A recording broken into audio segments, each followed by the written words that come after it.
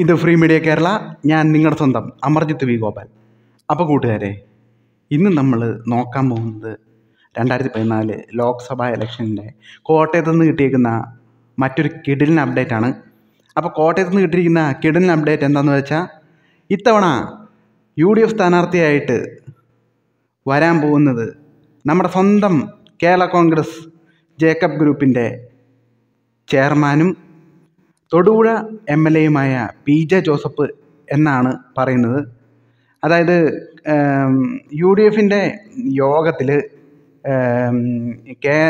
നമ്മുടെ സ്വന്തം Kottayam seat Kerala Congress Joseph ഗ്രൂപ്പിന് കൊടുക്കാൻ തീരുമാനമായി. അപ്പോൾ ആ ടൈമിൽ ഇനി ജോസഫിൽ നിന്ന് ആരാണ് സ്ഥാനാർത്ഥിയെന്ന്, ജോസഫ് ഗ്രൂപ്പിൽ നിന്ന് ആരാണ് സ്ഥാനാർത്ഥിയായിട്ട് വരാൻ സാധ്യതയെന്ന് നോക്കുമ്പോൾ തന്നെ PJ ജോസഫിനാണ് ഏറ്റവും കൂടുതൽ മുൻഗണന. കാരണം തൊടുപുഴ MLA എന്ന നിലയിലും കോട്ടയംകാരി സുപരിചിതനുമായ PJ ജോസഫ് വരാനാണ് ഏറ്റവും കൂടുതൽ സാധ്യത. അത് ഏകദേശം ഒരു 90% കൺഫേമായ ന്യൂസാണ്. എന്താണേലും 2024 ലോക്സഭാ തെരഞ്ഞെടുപ്പ് കോട്ടയത്ത് നിന്ന് UDF സ്ഥാനാർത്ഥിയായിട്ട് നമ്മുടെ സ്വന്തം PJ ജോസഫ് മത്സരിക്കും. അത് ഏകദേശം ഉറപ്പായിട്ടുണ്ട്. ഇനി നമ്മൾ നോക്കുവാണെങ്കിൽ LDF സ്ഥാനാർത്ഥിയായിട്ട് ആര് വരാനാണ് ചാൻസ്? ഒബ്വിയസ്ലി ഈ കോട്ടയം സീറ്റ് കേരള കോൺഗ്രസ് മാണി ഗ്രൂപ്പിന് കൊടുക്കാതെ വേറെ വഴിയൊന്നും LDF-ന് ഉണ്ടാവില്ലെന്നുള്ളത് സത്യമാണ്. കാരണം ഈ സീറ്റ് അവരുടെ ഒരു കുത്തക സീറ്റാണ്. അപ്പം ആ സീറ്റ് എന്താണേലും അവർക്ക് കൊടുക്കേണ്ടി വരും 100%. അപ്പം ഇപ്പോഴത്തെ നമ്മുടെ MP എന്ന് പറയുന്ന കോട്ടയത്തിൻ്റെ തോമസ് ചാഴിക്കാടനാണ്. പുള്ളിയെ തന്നെ നിലനിർത്താനുള്ള ഒരു സാധ്യത കാണുന്നില്ല. സത്യം പറഞ്ഞാൽ അതിന് ചാൻസ് ഇല്ല. അടുത്തറിയുന്ന രാഷ്ട്രീയ വൃത്തങ്ങൾ പറഞ്ഞത് എന്താണെന്ന് വെച്ച് കഴിഞ്ഞാൽ, ഇനി മത്സരിക്കാൻ സാധ്യതയുള്ളത് സ്റ്റീഫൻ ജോർജ് MLA-ക്കാണ് ഇടതുപക്ഷത്തിൽ നിന്ന് വരാൻ സാധ്യത. അങ്ങനെയാണ് 2 കേരള കോൺഗ്രസ് തമ്മിലുള്ള മത്സരമായിരിക്കും കോട്ടയത്ത് നടക്കാൻ പോകുന്നത്. അതൊരു 100% ഉറപ്പായിട്ടുള്ള കാര്യമാണ്. സ്റ്റീഫൻ ജോർജ് അല്ലെങ്കിൽ എനിക്ക് തോന്നുന്നത് തോമസ് ചാഴിക്കാടനെ തന്നെ നിലനിർത്താനുള്ള സാധ്യതയുണ്ട്. അതൊരു 10% 90% സ്റ്റീഫൻ ജോർജാണ്. പിന്നെ അതുപോലെ തന്നെ ടോം വടക്കനും ചിലപ്പോൾ സീറ്റ് കൊടുക്കാനുള്ള സാധ്യതയുണ്ട്. എന്നിരുന്നാലും എൻ്റെ ഒരു ഇത് വെച്ച് സ്റ്റീഫൻ ജോർജും PJ ജോസഫും തമ്മിൽ നേരിട്ടൊരു മത്സരത്തിനാണ് സാധ്യത. ജോസ് കെ മാണി എന്താണേലും കോട്ടയം സീറ്റിൽ വന്ന് മത്സരിക്കാനുള്ള സാധ്യത ഇപ്പോഴത്തെ നിലയിൽ കാണുന്നില്ല. കാരണം അദ്ദേഹം ഇപ്പോൾ രാജ്യസഭ MP ആണ്.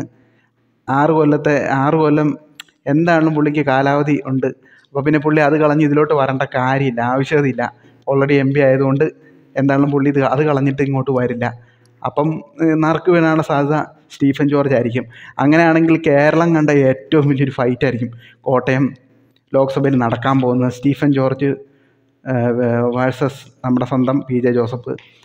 അതിൽ പറയാനാണെങ്കിൽ നമ്മുടെ കോട്ടയം ജില്ലയുടെ ഒരു പൊതു താല്പര്യം അനുസരിച്ച് എന്നും UDF-നൊപ്പം നിന്നിട്ടുള്ളൊരു മണ്ഡലമാണ് കോട്ടയം ലോക്സഭാ മണ്ഡലം. എന്നിരുന്നാലും ചില ടൈമുകളിൽ ഇടതുപക്ഷത്തിൻ്റെ CPM സ്ഥാനാർത്ഥികളെ ജയിപ്പിച്ച ചരിത്രവും കോട്ടയത്തിനുണ്ട്. സുരേഷ് കുറുപ്പ് അങ്ങനെ ജയിച്ചു വന്ന വ്യക്തിത്വങ്ങളിൽ ഒന്നാണ്. എന്നിരുന്നാലും ബാക്കിയുള്ള ടൈമുകളിലെല്ലാം UDF സ്ഥാനാർത്ഥികളെ വിജയിപ്പിച്ച ചരിത്രമാണ് ഉള്ളത്. അതായത് പറയുകയാണെങ്കിൽ കോട്ടയം ജില്ല എന്ന് പറയുമ്പോൾ തന്നെ കേരള കോൺഗ്രസിൻ്റെ ഈറ്റിലമാണ്. കേരള കോൺഗ്രസ് മാണി ഗ്രൂപ്പിൻ്റെ ഈറ്റിലം എന്ന് തന്നെ പറയാം. പിന്നെ പറയാനാണെങ്കിൽ ഈ സീറ്റ് അങ്ങനെ ഇവിടെ ഇപ്പം CPM ആണെങ്കിലും ബാക്കിയുള്ള പാർട്ടികളാണോ അങ്ങനത്തെ ഒരു താല്പര്യം കാണിക്കുന്ന സീറ്റല്ല. കാരണം വ്യക്തമായ ഭൂരിപക്ഷം കേരള കോൺഗ്രസിനുള്ളതാണ്. കേരള കോൺഗ്രസിന് ഭൂരിപക്ഷം ഉള്ളൊരു മൊത്തത്തിൽ കൂട്ടിയാൽ ഒരു ഭൂരിപക്ഷം ഉള്ളതാണ്. പക്ഷേ അന്നൊക്കെ കേരള കോൺഗ്രസ് ജയിച്ച ടൈമിൽ മാണി ഗ്രൂപ്പ് കോൺഗ്രസ് പാളയത്തിലായിരുന്നു. ഇന്നത് മാറി CPM പാളയത്തിൽ എത്തിയ സമയത്ത് എന്ത് സംഭവിക്കുമെന്ന് നമുക്കറിയാൻ പറ്റത്തില്ല. അവരുടെ വോട്ടുകൾ നിലനിൽക്കുമോ? അതായത് അവരുടെ പിന്നെ ഈ കേരള കോൺഗ്രസ് വോട്ടുകളെല്ലാം ഭൂരിപക്ഷവും UDF-നെ തുണയ്ക്കുന്ന വോട്ടുകളാണ്.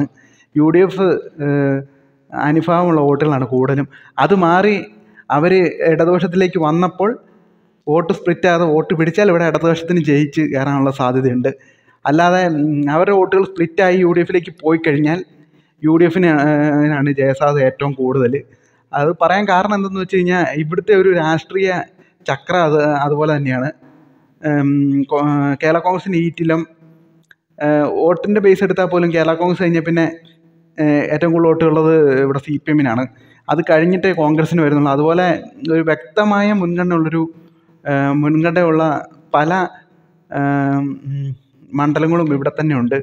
ഉദാഹരണത്തിന് നമ്മൾ നിയമസഭാ മണ്ഡലങ്ങൾ എടുക്കുകയാണെങ്കിൽ കടുത്തുരുത്തി കേരള കോൺഗ്രസിൻ്റെ ഈറ്റിലാണ്, അതുപോലെ തന്നെ പാലാ ഈറ്റിലാണ്, ചങ്ങനാശ്ശേരി ഈറ്റിലമാണ്. അങ്ങനെ പലതും നോക്കുകയാണെങ്കിൽ എല്ലാം ഈറ്റിലമാണ്. അപ്പം അങ്ങനെ വെച്ച് നോക്കുകയാണെങ്കിൽ ഒരു 100% ഇവിടെ ജയസാധ്യത വരേണ്ടത് ജോസഫ് ഗ്രൂപ്പ് നമ്മുടെ സ്വന്തം മാണി ഗ്രൂപ്പിൻ്റെ സ്ഥാനാർത്ഥിക്കാണ്. എന്നിരുന്നാൽ പോലും PJ ജോസഫ് എന്ന വ്യക്തി മത്സരത്തിലോട്ട് വരികയാണെങ്കിൽ വ്യക്തമായ എന്തോ ഒരു ലീഡ് ഇവിടെ ഉണ്ടാകും എന്നുള്ളത് തിരിച്ചറിയാം. കഴിഞ്ഞ തവണ കടുത്തുരുത്തിയിൽ വോട്ട് കൂടുതൽ നമ്മുടെ മാണി ഗ്രൂപ്പിനായിട്ട് പോലും മോൻസിന് ജയിക്കാൻ സാധിച്ചത് വ്യക്തിപ്രഭാവം കൊണ്ട് മാത്രമാണ്. സ്റ്റീഫൻ ജോർജാണ് എതിരെ നിന്നത്.